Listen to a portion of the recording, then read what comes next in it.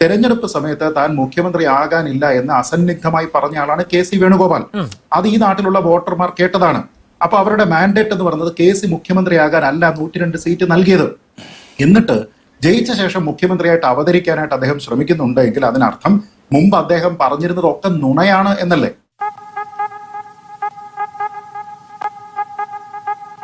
അപ്പൊ ഇന്ന് 3 നേതാക്കളും വന്ന് അണികളോട്, അവരെ ഇതുവരെ പിന്തുണച്ച് തെരുവിലിറങ്ങിയ അണികളോട് ഫ്ലക്സ് ബോർഡും മറ്റുമൊക്കെ എടുത്തു മാറ്റാൻ പറഞ്ഞു. പലരും അത് കേട്ട പാടെ തന്നെ തിരുവനന്തപുരത്തൊക്കെ സെക്രട്ടേറിയറ്റിന് മുന്നിലൊക്കെ സ്ഥാപിച്ചിട്ടുള്ള 2 നേതാക്കളെ അനുകൂലിച്ചിട്ടുള്ള ഫ്ലക്സ് ബോർഡ് അതിന്റെ വെച്ചവർ തന്നെ വന്ന് എടുത്തു മാറ്റുന്നതും കണ്ടു. ശരി, ഇതെല്ലാം തീർന്നു എന്നാണോ?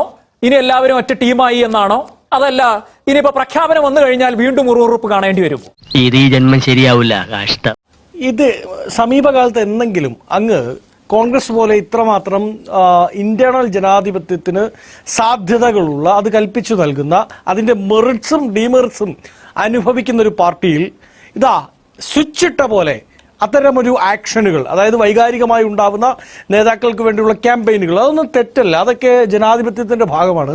ആ ക്യാമ്പയിനുകൾ നേതാക്കൾ പറഞ്ഞ അടുത്ത സെക്കൻഡിൽ സ്വിച്ചിട്ട പോലെ നിൽക്കുന്നത് ഏതെങ്കിലും സമീപകാലത്ത് അങ്ങ് കണ്ടിട്ടുണ്ടോ? ഞാൻ കണ്ടിട്ടില്ല. ഞാൻ ചോദിച്ചത് നിങ്ങൾ പറഞ്ഞതും തമ്മിൽ യാതൊരു ബന്ധവുമില്ലല്ലോ. ഇവിടെ കോൺഗ്രസ് ഹൈക്കമാൻഡ് ഒരു തീരുമാനം എടുക്കുന്നു. ആ കോൺഗ്രസ് ഹൈക്കമാൻഡ് എടുത്ത ചർച്ചകൾക്ക് ശേഷം പ്രധാനപ്പെട്ട 3 നേതാക്കൾ, സംഘടനാ general secretary Shri KC Venugopal, പ്രതിപക്ഷ നേതാവായിരുന്ന ശ്രീ VD സതീശൻ, മുൻ ആഭ്യന്തരമന്ത്രിയായിരുന്നു ശ്രീ രമേശ് ചെന്നിത്തല, ഇവർ 3 പേരും വന്ന് കേരളത്തിലെ കോൺഗ്രസ് പ്രവർത്തകരോട് ഈ ക്യാമ്പയിനുകൾ തൽക്കാലം ഒഴിവാക്കണം, ഇനി തീരുമാനം, ഇനി പന്ത് അത് കോൺഗ്രസ് പ്രസിഡന്റിന്റെയും LOP ശ്രീ രാഹുൽ ഗാന്ധിയുടെയും കോർട്ടിലാണ്, ഇനി അവർ തീരുമാനിക്കട്ടെ, ഞങ്ങൾ പൂർണ്ണാർത്ഥത്തിൽ ഞങ്ങളുടെ ക്ലെയിമുകൾ അവതരിപ്പിച്ചു കഴിഞ്ഞു, അതിൽ എന്താ തെറ്റ്? അവരവരുടെ ക്ലെയിം അവതരിപ്പിക്കത്തില്ലേ? ആ ക്ലെയിമുകൾ അവതരിപ്പിച്ചു കഴിഞ്ഞു. ഇനി ആ തീരുമാനം എടുക്കേണ്ടത് കോൺഗ്രസ് പ്രസിഡന്റാണ്. കോൺഗ്രസ് പ്രസിഡന്റും രാഹുൽ ഗാന്ധിയുമാണ്, അതായത് ഹൈക്കമാൻഡാണ്. ആ തീരുമാനമെടുക്കാൻ ഞങ്ങൾ അവരെ ചുമതലപ്പെടുത്തി. അതുകൊണ്ട് ഇവിടെ വെച്ച് ചേരിതിരിഞ്ഞുള്ള ക്യാമ്പയിനുകൾ, ചേരിതിരിഞ്ഞുള്ള പോരാട്ടമൊന്നും ഒരു നേതാവും പറഞ്ഞിട്ടാണ് എന്ന് ഞാൻ വിശ്വസിക്കുന്നില്ല. അങ്ങനെ അല്ലേ എന്തായാലും. പക്ഷേ ക്യാമ്പയിനുകൾ അത് ഒഴിവാക്കണം. അത് ആരും പറഞ്ഞിട്ട് നടത്തിയതല്ല, പക്ഷെ സ്വമേധയാ സ്വന്തം താല്പര്യപ്രകാരം അവരെ സ്നേഹിക്കുന്നവർ ചെയ്തതാണ്. അത് നിർത്തണമെന്ന് പറഞ്ഞ അടുത്ത സെക്കൻഡ് അത് നിന്നെങ്കിൽ ഇതാണ് കോൺഗ്രസ് പാർട്ടി.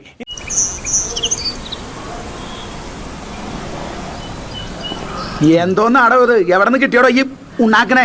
റാഷിദ്, സത്യത്തിൽ ഇപ്പൊ എന്താണ് സംഭവിക്കുന്നത് എന്ന് ആലോചിച്ചാൽ, മാരത്തോൺ ചർച്ച കഴിഞ്ഞതിന് ശേഷം മധുരതരമായിട്ട് ഈ 4 നേതാക്കന്മാരും മാധ്യമങ്ങളുടെ മുന്നിൽ അവരുടെ ഭാഗം പറഞ്ഞു എന്നതല്ലാതെ ഒരു തരത്തിലുള്ള തീരുമാനവും ഉണ്ടായിട്ടില്ല, അല്ലെങ്കിൽ ആൾക്കാരെ അറിയിക്കാനുള്ള ഒരു തീരുമാനവും ഇതുവരെ എടുത്തിട്ടില്ല എന്ന് വേണം കരുതാൻ.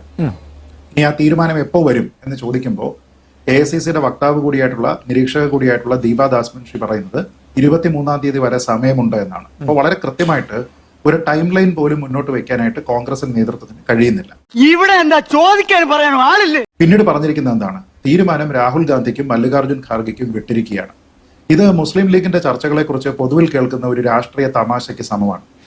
രാവിലെ മുതൽ ഉച്ചവരെ ഗംഭീര ചർച്ച നടന്നു. എന്നിട്ട് ഉച്ച കഴിഞ്ഞ് ബിരിയാണി കഴിച്ചതിന് ശേഷം തീരുമാനം തങ്ങൾക്ക് വിട്ടിട്ട് നേതാക്കൾ പിരിഞ്ഞു എന്ന് പറയുന്ന ഒരു തമാശ പോലെ. കാരണം 3 പേരും കസേര പോരാട്ടത്തിൽ നിന്ന് പിന്മാറിയതായിട്ട് സൂചനയില്ല.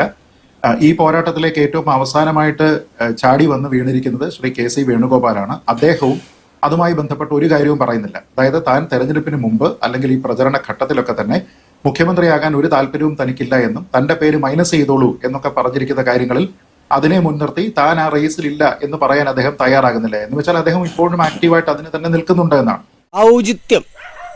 ഔചിത്യം എന്നൊരു സാധനമുണ്ട്. ഒരു മനുഷ്യനായ കുറച്ചൊക്കെ ഔചിത്യം വേണം. സത്യത്തിൽ ഇതൊക്കെ കാണുന്ന സമയത്ത് തോന്നുന്നു UDFന് 100 സീറ്റ് കിട്ടിയില്ലെങ്കിൽ വനവാസത്തിന് പോകുമെന്ന് പറഞ്ഞ VD സതീശനെ 100 സീറ്റ് കിട്ടിയാലും വനവാസത്തിന് പറഞ്ഞു വിടാനായിട്ട് ശ്രമിക്കുകയാണ് KC പക്ഷം എന്ന് തോന്നുന്ന തരത്തിലുള്ള ശരീരഭാഷയാണ് ഇവരുടേത്. നമ്മളൊന്ന് ആലോചിച്ച് നോക്കണം. ഈ മുന്നണിയുടെ പേര് ഐക്യ ജനാധിപത്യ മുന്നണി എന്നാണ്. ഐക്യം എന്ന് പറയുന്ന ഒരു കാര്യമാണ് അവർക്കിപ്പോൾ ഇല്ലാത്തതും. 10 വർഷം കൊണ്ട് CPM സമ്പാദിച്ച ഭരണവിരുദ്ധ വികാരം ഭരണം തുടങ്ങുന്നതിന് മുമ്പ് തന്നെ കോൺഗ്രസ്സുകാർ നേടിയെടുക്കുക എന്ന് പറയുന്നത് നല്ലൊരു ലക്ഷണമല്ല. ആരോട് ഇതിങ്ങനെ എത്ര വട്ടം പറഞ്ഞു? അപ്പൊ അവർക്ക് ഇത്തരത്തിലുള്ള ഒരു പ്രൊലോങ്ഡ് ആയിട്ടുള്ള ഒരു തർക്കവും ചർച്ചയും, അണികൾ നേതാക്കളെ ചൊല്ലി മുദ്രാവാക്യങ്ങളുമായി തെരുവിലിറങ്ങുന്നതും നേതൃത്വത്തെ അവഗണിക്കുന്നതും മരിച്ചുപോയ പ്രധാനപ്പെട്ട നേതാക്കന്മാരുടെ ചിത്രങ്ങൾ വരെ പരസ്യമായിട്ട് വലിച്ചു കയറി എറിയുന്നതും ഒക്കെ തന്നെ ഒഴിവാക്കാമായിരുന്നു. ആ രീതിയിലത്തേക്ക് ഇതിനെ നയിച്ചത് ഈ നേതാക്കന്മാർ തന്നെയാണെന്ന കാര്യത്തിൽ ഒരു തർക്കവുമില്ല. ഉളുപ്പുണ്ടടാ ചക്കണക്ക്. കാരണം ഇത് നടക്കുന്ന സമയത്ത് നേരത്തെ തന്നെ ഇവർക്കൊരു പബ്ലിക് ആഹ്വാനം നടത്താമായിരുന്നു, അത് ചെയ്തില്ല. പക്ഷേ നമ്മൾ ഇതിന്റെ ഓരോരുത്തരുടെയും റെസ്പോൺസിബിലിറ്റിയിലേക്ക് പോയി കഴിഞ്ഞാൽ ഈ ഘട്ടത്തിലേക്ക് കോൺഗ്രസിനെ എത്തിച്ചതിന്റെ പ്രാഥമിക ഉത്തരവാദിത്വം കെ.സി. വേണുഗോപാലിനാണ്. അദ്ദേഹത്തിന്റെ സ്ഥാനമോഹമാണ് ഇതിന് കാരണമെന്ന കാര്യത്തിൽ ഒരു തർക്കവുമില്ല. 100% ഞാൻ യോജിക്കുന്നു. ശ്രീ വസന്തും പറഞ്ഞിരിക്കുന്ന ഒരു കാര്യം, കെ.സിക്ക് എന്താണ് അയോഗ്യത, ഇങ്ങനെ ആൾക്കാർ ഇതിനു മുമ്പും വന്നിട്ടുണ്ടല്ലോ എന്നൊക്കെയാണ്. ഞാൻ ചോദിക്കുന്നത് അയോഗ്യത ഉണ്ട് എന്ന് നിങ്ങൾ കരുതാത്തത് എന്തുകൊണ്ടാണ്? അയോഗ്യത ഉണ്ടെന്നാണ് ഞാൻ കരുതുന്നത്. എന്റെ കർത്താവേ, എന്താ മാഷെ ഒരു ചെറിയ മിന്നലെ പോയി പോയി കരുതുന്നതിന്റെ കാരണം ആ അയോഗ്യത നിർണയിച്ചത് കോൺഗ്രസിന്റെ ഹൈക്കമാൻഡാണ്. ആ ഹൈക്കമാൻഡിലെ ഒരു അംഗമാണ് ശ്രീ കെ.സി. വേണുഗോപാൽ. നിലവിലെ എംപിമാർ ആരും മത്സരിക്കേണ്ട എന്ന ഒരാൾക്കും ഇളവ് കൊടുക്കാത്ത ഒരു തീരുമാനമെടുത്തത് കോൺഗ്രസിന്റെ ഹൈക്കമാൻഡാണ്. അപ്പൊ എംപിമാർ തെരഞ്ഞെടുപ്പിൽ നിന്ന് MLA-മാരാകണ്ട എന്നാണ് തീരുമാനമെങ്കിൽ MLA-മാരാകാത്ത ആൾക്കാർ പിന്നെ എന്തിനാണ് മന്ത്രിമാരും മുഖ്യമന്ത്രിയും ആകുന്നത് എന്നൊരു ചോദ്യമുണ്ട്. അപ്പൊ അയോഗ്യത നിർണയിച്ചത് ആരാണ്? ആ അയോഗ്യത നിർണയിച്ചിരിക്കുന്നത് കോൺഗ്രസ് ആണ്. ഇനി അതല്ല എങ്കിൽ മറുത്തൊരു ചോദ്യമുണ്ട്, കെ.സി. വേണുഗോപാലിനുള്ള ഏത് യോഗ്യതയാണ് രമേശ് ചെന്നിത്തലയ്ക്കോ വി ഡി സതീശനോ ഇല്ലാത്തത് എന്ന് ചോദിച്ചാൽ എന്ത് മറുപടി പറയും? അല്ലെങ്കിൽ വി ഡി സതീശനോ രമേശ് ചെന്നിത്തലയ്ക്കോ ഇല്ലാത്ത എന്ത് അധിക യോഗ്യതയാണ് കെ.സി. വേണുഗോപാലിന് ഉള്ളത് എന്ന് ചോദിച്ചു കഴിഞ്ഞാലോ? അതല്ല ഉദ്ദേശം. സത്യത്തിൽ ഒരു കാര്യം നിങ്ങൾ മനസ്സിലാക്കേണ്ടത്, ഈ തെരഞ്ഞെടുപ്പിൽ ജനങ്ങളുടെ മാൻഡേറ്റ് കെ.സി. വേണുഗോപാലിന് ആയിരുന്നില്ല. നേതാക്കളായിട്ട് 2 പേർ മാത്രമേ ഉണ്ടായിരുന്നുള്ളൂ. അത് ഈ പോരാട്ടത്തിനെ മുന്നിൽ നിന്ന് നയിച്ച പ്രതിപക്ഷ നേതാവ് വി ഡി സതീശനും പ്രചരണ കമ്മിറ്റിയുടെ അധ്യക്ഷനായിട്ടുള്ള രമേശ് ചെന്നിത്തലയും മാത്രമാണ്. ഈ 2 പേരിൽ നിന്ന് ഒരാളല്ലാതെ മറ്റൊരാളിലേക്ക് തീരുമാനം പോവുക എന്ന് പറഞ്ഞു കഴിഞ്ഞാൽ അത് വളരെ കൃത്യമായിട്ടുള്ള ഒരു ഡിസൈൻ അതിന് പിന്നിലുണ്ട് എന്നല്ലേ അതിനർത്ഥം. അത് ശരിയാ. എന്തെങ്കിലും തരത്തിലുള്ള ഒരു അയോഗ്യത കോൺഗ്രസ് നിർണയിച്ചില്ലായിരുന്നുവെങ്കിൽ കെ സുധാകരൻ കണ്ണൂരിൽ മത്സരിക്കുമായിരുന്നു, കോന്നിയിൽ അടൂർ പ്രകാശ് മത്സരിക്കുമായിരുന്നു, ഒരുപക്ഷെ കോഴിക്കോട് ഒരു മണ്ഡലത്തിൽ ശ്രീ M.K. രാഘവൻ മത്സരിക്കുമായിരുന്നു, ശ്രീ ഷാഫി പറമ്പിലിന് വേണമെങ്കിൽ മത്സരിക്കാമായിരുന്നു. തെരഞ്ഞെടുക്കപ്പെട്ടിരുന്നെങ്കിൽ ഇവരൊക്കെ കോൺഗ്രസ് ഗവൺമെന്റ് ഫോം ചെയ്യുന്ന സമയത്ത് മന്ത്രിമാരാകാനായിട്ടുള്ള വലിയ സാധ്യതയുള്ള ആൾക്കാരുമായിരുന്നു. അപ്പൊ ഇവരെ എല്ലാവരെയും തന്നെ ഒഴിവാക്കി നിർത്തുന്ന രീതിയിലത്തേക്ക് ഒരു എംപിമാരും വരേണ്ട എന്നുള്ള ഒരു നിയമം അത് എഴുതിയത് കോൺഗ്രസ് ഹൈക്കമാൻഡാണ്. മറ്റേതെങ്കിലും ഒരു സംസ്ഥാനത്ത് കോൺഗ്രസ് ഇങ്ങനെ ഒരു നിയമം എഴുതിയതിനു ശേഷം അതിനെ ഓൾട്ടർ ചെയ്തിട്ടുണ്ടോ? ഇല്ല എന്നാണ് ഞാൻ മനസ്സിലാക്കുന്നത്. അങ്ങനെ പറഞ്ഞു കൊടുക്കണ ഇവിടെ വളരെ കൃത്യമായിട്ട് കാർക്കശ്യത്തോടു കൂടി പറഞ്ഞത് എംപിമാരായിട്ടുള്ള ആൾക്കാർ ആരും തന്നെ ഇത്തവണ തെരഞ്ഞെടുപ്പിൽ മത്സരിക്കേണ്ട എന്നാണ്. അപ്പൊ തെരഞ്ഞെടുപ്പിൽ മത്സരിച്ചിരിക്കുന്ന ആൾക്കാർ, അതിന് നേതൃത്വം കൊടുത്തിരിക്കുന്ന ആൾക്കാർ, അവർ സമ്മാനദാനത്തിന് വേണ്ടിയിട്ട് അത് സ്വീകരിക്കാൻ വേണ്ടിയിട്ട് വരുന്ന സമയത്ത് നിങ്ങൾ അങ്ങോട്ട് മാറി നിൽക്കുക, ഈ പുറത്തു നിന്ന് കളി നിയന്ത്രിച്ചിരിക്കുന്ന ആള് വന്ന് കപ്പ് മേടിക്കട്ടെ എന്ന് പറയുന്നത് എന്താണ്? അത് ഇത്ര കഷ്ടമായി പോയിട്ടോ, എത്ര വിഷമം ഉണ്ടാവില്ലേ? ഇവര് പറയുന്നത് എന്താണ്? കെ.സി. വേണുഗോപാൽ സ്ഥാനാർത്ഥി നിർണയത്തിൽ വലിയ റോളുണ്ട്, അദ്ദേഹം ഇവിടെ സ്ഥാനാർത്ഥികൾക്ക് പ്രവർത്തിക്കുന്നതിന് വേണ്ടിയിട്ട് പണം കൊടുത്തു, അതൊക്കെ ശരിയാണ്. അതിനു വേണ്ടിയിട്ടാണ് അദ്ദേഹം സംഘടനാ ജനറൽ സെക്രട്ടറി എന്ന രീതിയിൽ പ്രവർത്തിക്കുന്നത്, അത് അദ്ദേഹത്തിന്റെ ചുമതലയാണ്. അങ്ങനെയാണെങ്കിൽ നിങ്ങൾ ഇതേ സമയത്ത് നടന്നിരിക്കുന്ന മറ്റു തെരഞ്ഞെടുപ്പുകളെ പറ്റി നോക്കൂ. ആസാമിൽ മത്സരിച്ചില്ലേ, ബംഗാളിൽ മത്സരിച്ചില്ലേ, അവിടെയൊക്കെ അദ്ദേഹം പോയോ? അപ്പൊ അവിടെയും അദ്ദേഹത്തിന് പ്രാധാന്യം ഉണ്ടായിരുന്നല്ലോ. അദ്ദേഹം ഫുൾ ടൈം ഇവിടെ ക്യാമ്പ് ചെയ്തത് ചെയ്തു എന്ന് പറയുമ്പോൾ അദ്ദേഹത്തിനെ കൊണ്ടുവരാനും അവതരിപ്പിക്കാനുമായിട്ട് ഒരു ഡിസൈൻ അതിന് പിന്നിലുണ്ടായിരുന്നു. അദ്ദേഹം അതിനെ പൂർണ്ണമായിട്ടും നിഷേധിച്ചു. കാരണം അദ്ദേഹം അത് പറഞ്ഞു കഴിഞ്ഞാൽ ഒരുപക്ഷെ വോട്ട് കിട്ടില്ല എന്ന് അദ്ദേഹത്തിന് അറിയാം. അങ്ങനെ അവസാനം മറ്റെല്ലാവരെയും ഒഴിവാക്കി ഒരൊറ്റ ഉപതെരഞ്ഞെടുപ്പ് ലോക്സഭയിലേക്ക് എന്ന രീതിയിലത്തേക്ക് ഒരു ഫോർമുല കൊണ്ടുവന്ന് അദ്ദേഹത്തിനെ നൂലിൽ കെട്ടി ഇറക്കാനായിട്ട് ശ്രമിച്ചാൽ ആത്യന്തികമായിട്ട് അത് കാണപ്പെടുക രാഹുൽ ഗാന്ധിക്ക് അദ്ദേഹവുമായിട്ടുള്ള അടുപ്പം കാരണം രാഹുൽ ഗാന്ധി ഫേവററ്റിസം കാണിച്ചു എന്നാണ്.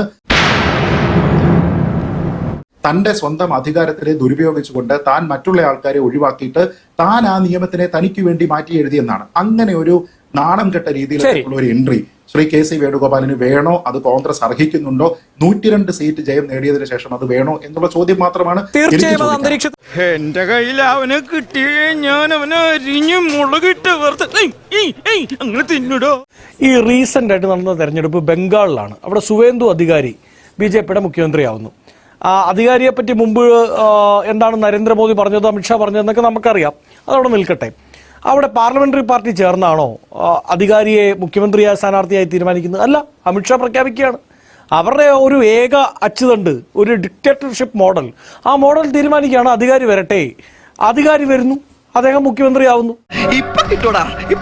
വസന്ത് തന്നെ ഇപ്പൊ ഈ ചർച്ചയിൽ പറഞ്ഞത് സുവേന്ദു അധികാരിയെ പറ്റി നരേന്ദ്രമോദി എന്തൊക്കെ മുമ്പ് പറഞ്ഞിട്ടുണ്ട്, ഇപ്പൊ അദ്ദേഹത്തിനെ പിടിച്ച് മുഖ്യമന്ത്രിയാക്കിയിട്ടില്ലേ എന്ന്.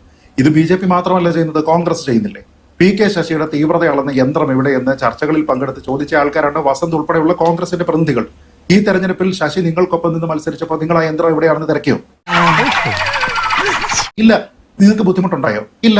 സന്ദീപ് വാര്യർ, PV അൻവർ തുടങ്ങിയ ആൾക്കാരെയൊക്കെ നിങ്ങൾ എന്തെല്ലാം പറഞ്ഞിട്ടുണ്ട്, അവർ നിങ്ങളെ എന്തെല്ലാം പറഞ്ഞിട്ടുണ്ട്, എല്ലാവർക്കും അറിയാം. അപ്പൊ ഇതൊക്കെ രാഷ്ട്രീയമാണ്. പക്ഷെ അതിന് മാധ്യമങ്ങളെ കുറ്റം പറയുന്നത് കൊണ്ട് കാര്യമില്ല. ഇത് മാധ്യമങ്ങൾ ഉണ്ടാക്കിയിരിക്കുന്ന നറേറ്റീവുമല്ല. അണികളാണ് തെരുവിലിറങ്ങിയിരിക്കുന്നത്. പോസ്റ്ററുകൾ ഇവിടെ ഉണ്ടാക്കിയിരിക്കുന്നത് മാധ്യമങ്ങളല്ല. ഇപ്പൊ ഞാൻ കഴിഞ്ഞ ദിവസം മലപ്പുറം ഭാഗത്ത് യാത്ര ചെയ്യുന്ന സമയത്ത് അവിടെ പച്ചപ്പട എന്ന് പറഞ്ഞുകൊണ്ട് VD സതീശൻ അനുകൂല പോസ്റ്ററുകൾ കണ്ടു. അതേപോലെ കേരളത്തിൽ പല സ്ഥലങ്ങളിലും കോൺഗ്രസിന്റെ പേരിലാണെങ്കിലും മറ്റു പേരുകളിലാണെങ്കിലും ഒക്കെ തന്നെ ഓരോ നേതാവിന് വേണ്ടിയിട്ടും ഈ ചേരിപ്പോര് പരസ്യമാക്കി ഇറക്കിയിരിക്കുന്നത് ഇവരുടെയൊക്കെ തന്നെ അറിവും സമ്മതവും ഒന്നും ഇല്ലാതെയാണ് എന്ന രീതിയിലത്തേക്ക് നമുക്ക് ആർക്കെങ്കിലും കരുതാൻ കഴിയുമോ? ഞാൻ പറയുന്നതിൽ ഒരു ബോട്ടം ലൈൻ ഉണ്ട്. ആൾക്കാർ മനസ്സിലാക്കുന്ന ഒരു കാര്യം അതാണ്. തെരഞ്ഞെടുപ്പ് സമയത്ത് താൻ മുഖ്യമന്ത്രി ആകാനില്ല എന്ന് അസന്നിഗ്ധമായി പറഞ്ഞ ആളാണ് KC വേണുഗോപാൽ. അത് ഈ നാട്ടിലുള്ള വോട്ടർമാർ കേട്ടതാണ്. അപ്പൊ അവരുടെ മാൻഡേറ്റ് എന്ന് പറയുന്നത് KC മുഖ്യമന്ത്രിയാകാനല്ല 102 സീറ്റ് നൽകിയത്.